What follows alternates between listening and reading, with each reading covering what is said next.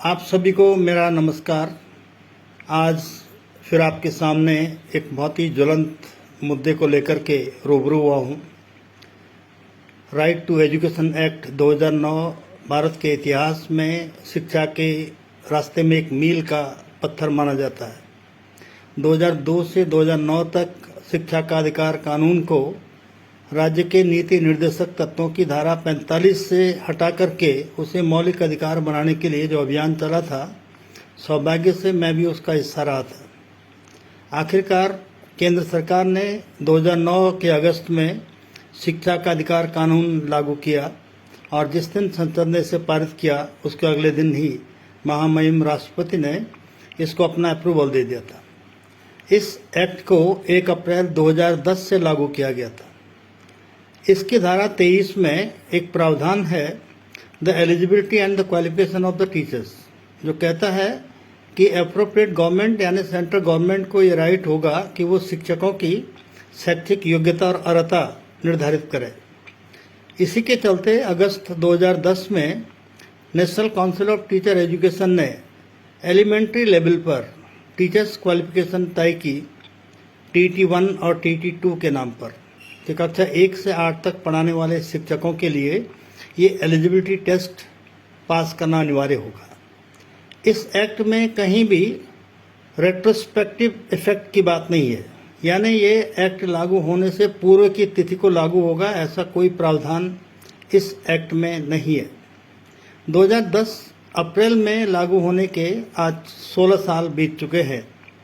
अब जाकर के एक जो PIL दायर की किसी संस्था ने सुप्रीम कोर्ट में, और सुप्रीम कोर्ट ने कह दिया कि एक्ट लागू होने से पहले भी जो टीचर्स वर्किंग हैं, पोजीशन में हैं, उनको भी टीचर्स एलिजिबिलिटी टेस्ट क्वालिफाई करना पड़ेगा। ये बहुत हैरानी की बात इसलिए थी कि आर्टिकल 32 और आर्टिकल 136 तक सुप्रीम, आर्टिकल 32 और उसके अलावा कुछ और आर्टिकल हैं जो सुप्रीम कोर्ट के गठन से लेकर के उसके अधिकारों का निर्धारण करते हैं। ये आर्टिकल कहते हैं सुप्रीम कोर्ट कॉन्स्टिट्यूशन का गार्जियन है। एक दूसरा, सुप्रीम कोर्ट लॉ की व्याख्या करेगा, यानी अगर पार्लियामेंट कोई कानून पारित करता है तो उसका परीक्षण कर सकता है सुप्रीम कोर्ट, और अगर वो कानून संविधान की किसी भी धारा के खिलाफ है या जो संविधान के ढांचे के ही खिलाफ है तो उसे रिपील कर सकता है सुप्रीम कोर्ट, यानी is the guardian of the constitution.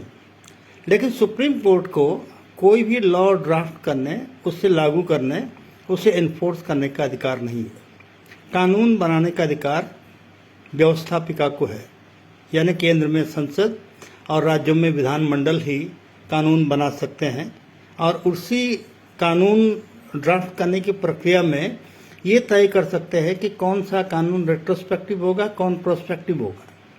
सामान्यतः कॉन्स्टिट्यूशन ने भी तय किया है कि कौन कौन से कानून रेट्रोस्पेक्टिव हो सकते हैं, जैसे सिविल मामलों को लेकर के, स्पेशली द राइट्स का इश्यू है।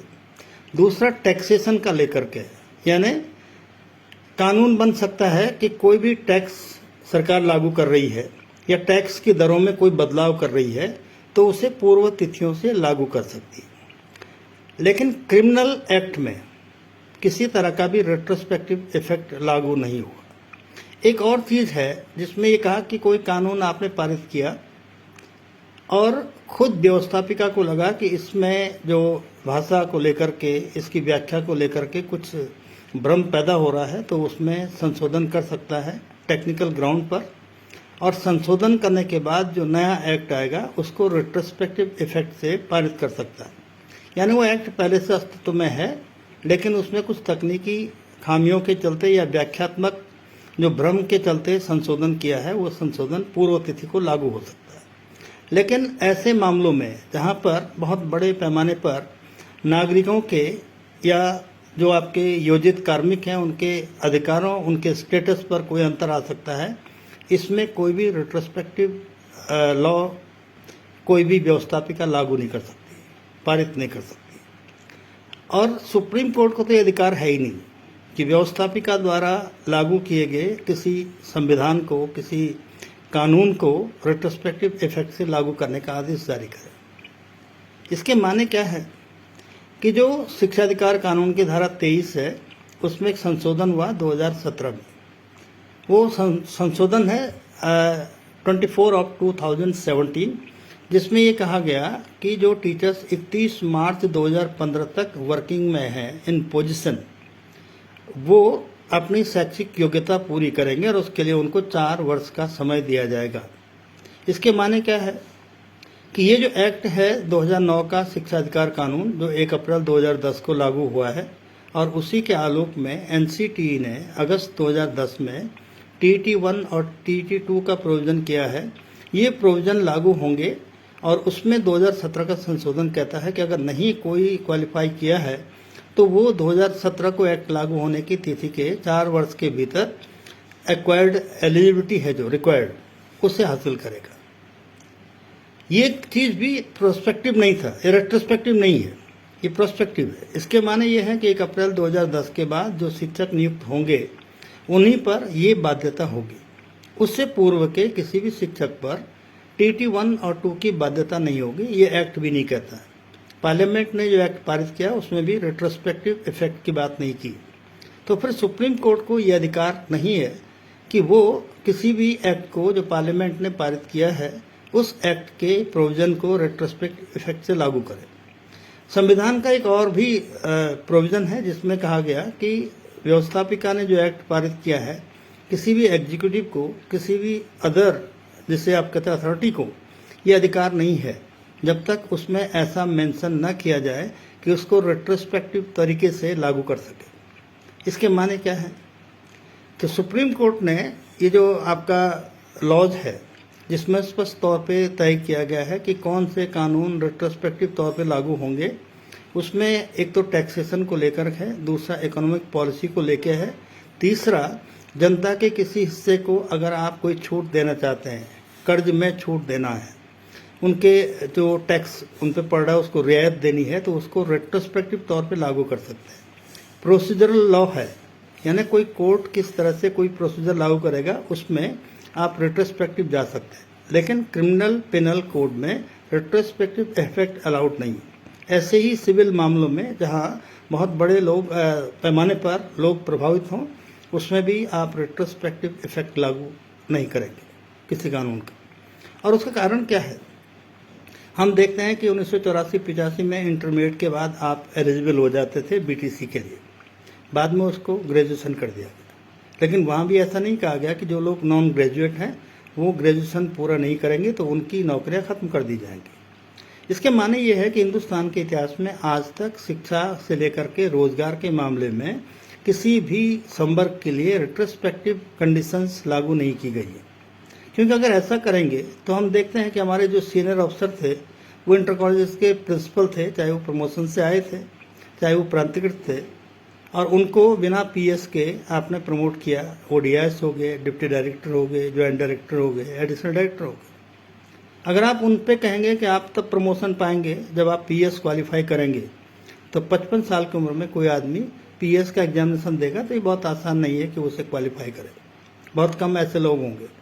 इसके माने ये है कि रेट्रोस्पेक्टिव इफेक्ट से कोई कानून लागू करेंगे तो उसके क्या क्या नकारात्मक प्रभाव हो सकते हैं, और यहाँ स्पष्ट रूप से मानना ये है कि सुप्रीम कोर्ट को संसद द्वारा पारित किसी भी कानून को रेट्रोस्पेक्टिव इफेक्ट से लागू करने का आदेश देने का अधिकार ही नहीं।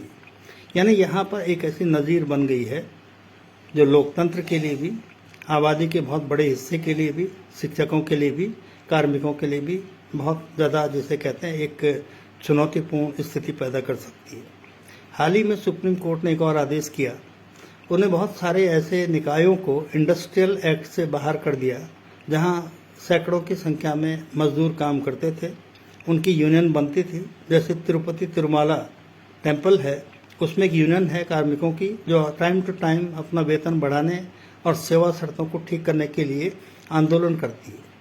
सुप्रीम कोर्ट ने आदेश कर दिया कि इस तरह के ट्रस्ट, इस तरह से ऑर्गेनाइजेशन अब इंडस्ट्रियल डिस्प्यूट एक्ट से बाहर कर दिए जाएंगे। यानी करोड़ों लोग ऐसे ट्रस्ट में काम करते हैं, एजुकेशन इंस्टीट्यूशन में काम करते हैं, उनको इस दायरे से बाहर कर दिया गया है और उनके अपने ट्रेड यूनियन राइट्स है उसको कर्टेल कर दिया गया। तो ये जो राइट टू एजुकेशन एक्ट 2009 का जो 1 अप्रैल 2010 से लागू हुआ और 26 अगस्त 2010 को एनसीटी ने टीचर्स एलिजिबिलिटी के लिए जो प्रावधान किए थे उसमें कहीं भी रेट्रोस्पेक्टिव इफेक्ट की बात नहीं की गई थी। यहाँ तक कि जो संशोधन 2017 में आया है उसमें भी कहीं रेट्रोस्पेक्टिव इफेक्ट की बात नहीं है।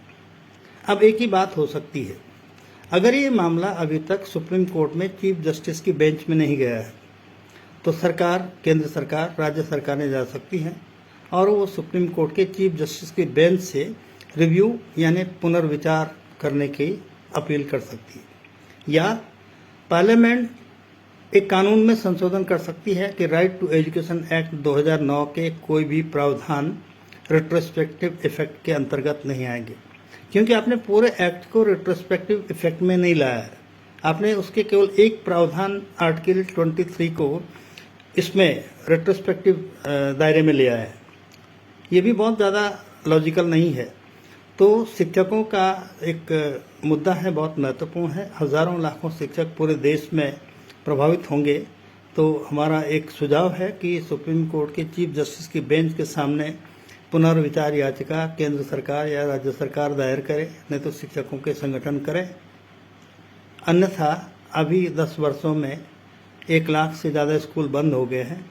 अब आप लाखों शिक्षकों को टीटी के आधार पर सेवा से मुक्त करेंगे या उनको पदोन्नतियों से वंचित करेंगे, तो ये शिक्षा के लिए बहुत सुखद चीज़ नहीं होगी। तो ये एक रास्ता है, ये इसके लीगल प्रोविजंस हैं जिस पर हमने बात की है। Thank you.